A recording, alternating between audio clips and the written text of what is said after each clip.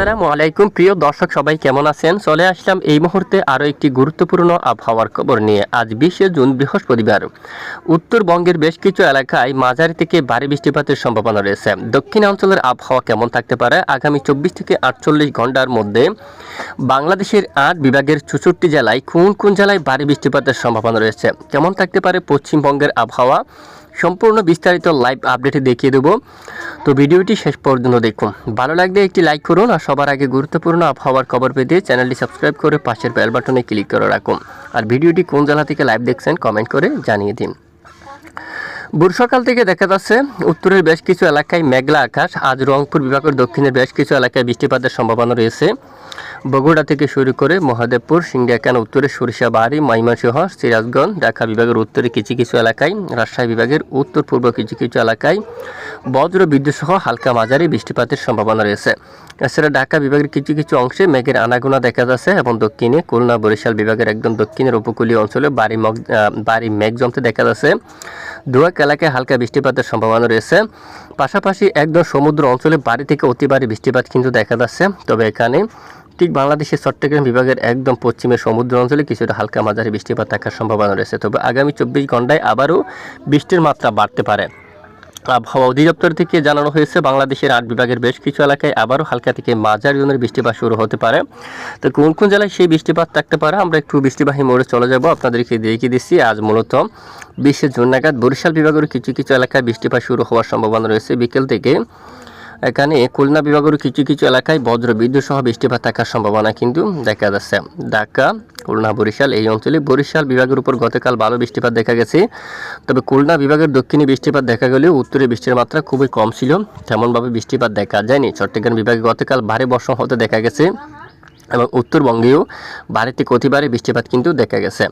তো আগামী 24 ঘন্টায় সিলেট বিভাগের দিকে কিছুটা বিক্ষিপ্ত বৃষ্টিপাত থাকবে। ময়মনসিংহ এবং উত্তরের রংপুর বিভাগের উপর বৃষ্টিপাত থাকার সম্ভাবনা, বজ্র বিদ্যুৎ সহ সাথে বৃষ্টিপাত থাকার সম্ভাবনা দিকে ঢাকা বিভাগের কিছু কিছু অংশে এবং খুলনা বিভাগের পশ্চিমের বেশ কিছু অঞ্চল জুড়ে কলকাতা সহ নদিয়া, মুর্শিদাবাদ দিকে, উত্তর 24 পরগনা এই অঞ্চলে বজ্র বিদ্যুৎ সহ বৃষ্টিপাতের সম্ভাবনা রয়েছে। পাশাপাশি আজ বিকেল থেকে রাতের মধ্যে আবার এদিকে পুরুলিয়া, মুড়ি এবং ধানবাদ সহ মিহিজাম এখানে প্রচণ্ড বজ্রগর্ভে মেঘ তৈরি হয়ে মাঝারি থেকে ভারী বৃষ্টিপাত থাকার সম্ভাবনা। ভারতের বেশ কিছু এলাকায় প্রচণ্ড বজ্র বিদ্যুৎ সহ বৃষ্টিপাতের আশঙ্কা দেখা যাচ্ছে। উত্তরাঞ্চলে বৃষ্টিপাতের আশঙ্কা দেখা যাচ্ছে। আগামীকাল শুক্রবার 21শে জুন থেকে দেশের দক্ষিণের বেশিরভাগ এলাকায় মাঝারি থেকে ভারী বৃষ্টিপাত শুরু হতে মাঝারি থেকে ভারী বৃষ্টিপাত শুরু হতে পারে। চট্টগ্রাম বিভাগের বেশ কিছু অঞ্চল জুড়ে, সমুদ্র অঞ্চল জুড়ে, সন্দ্বীপের দিকে, হাতিয়ার দিকে, ফটিকছড়ি উপজেলা, মানিকছড়ির দিকে, কাগড়াছড়ি, ছাগলনাইয়া, ফেনী, মিরসরাই এদিকে,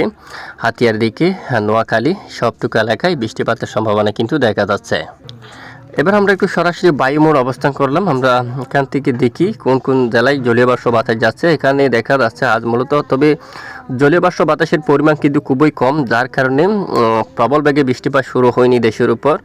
যদি আজ সারা দিনটা লাইভ ট্রেক করে দেখি আমরা, এই যে তুলনামূলক বৃষ্টির মাত্রা কিছুটা কম রয়েছে। তবে এদিকে বৃষ্টিপাত তৈরির সম্ভাবনা দেখা যাচ্ছে। ধানবাদ সহ পশ্চিমবঙ্গের কিছু কিছু এলাকায় বজ্র বিদ্যুৎ সহ বৃষ্টিপাত থাকার সম্ভাবনা রয়েছে।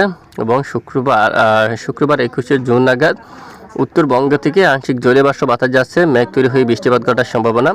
তবে দেশের উপর দমকা বাতাস থাকার সম্ভাবনা কিন্তু খুবই কম রয়েছে। ঘন্টায় কত কিলোমিটার বেগে বাতাস থাকতে পারে যদি আমরা একটু দেখি, আজ তুলনামূলক কিছু কিছু এলাকায় কিছুটা দমকা বাতাস থাকতে পারে। এদিকে সমুদ্র অঞ্চল, উপকূলীয় চট্টগ্রাম বিভাগের কিছু কিছু অঞ্চলে, তারপর এদিকে কুমিল্লা সহ, তাছাড়া এদিকেও যশোর এবং শাইলকুপা, পাবনা এখানে কিছুটা দমকা জোড়ো বাতাস থাকতে পারে। আর ভারতের উপর জোড়ো বাতাস থাকতে পারে। এবং আগামীকাল শুক্রবার 21শে জুন নাগাদ দেখি স্বাভাবিক দেশের বেশিরভাগ অঞ্চলে হাওয়ার দাপট কিন্তু স্বাভাবিক অবস্থায় থাকতে পারে, তেমন উত্তাল থাকবে না। জড়ো বাতাসের গতিমাত্রা তেমন নেই, অনেকটাই কম রয়েছে। সমুদ্র অঞ্চলেও স্বাভাবিক অবস্থায়, তবে কিছুটা উত্তাল থাকতে পারে, কারণ এখানে দেখুন দমকা বাতাস কিন্তু রয়েছে, যার কারণে বঙ্গোসাগর উত্তাল থাকতে পারে।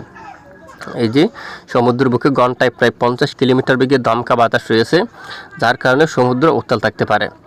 তো এদিকে দেশের উপর বাতাসের গতিমাত্রা থাকতে পারে স্বাভাবিক। গত কয়েকদিন আগে প্রচণ্ড দমকা বাতাস ছিল দেশের বেশ কিছু অঞ্চল জুড়ে এবং অস্বস্তিকর ঘুমট ব্যবসা গরম কিন্তু অনেকটাই কমে গেছে। তবে দেশের খুলনা বিভাগের কিছু কিছু অংশে, পশ্চিমবঙ্গ এখানে মেহেরপুর ঢাকা বিভাগের কিছু কিছু অংশে অস্বস্তিকর ঘুমট আংশিক ব্যবসা গরম থাকার সম্ভাবনা রয়েছে। দেশের উত্তরাঞ্চলে গরমের মাত্রা খুবই কম থাকতে পারে, ব্যবসা তেমন গরম কিন্তু থাকবে না।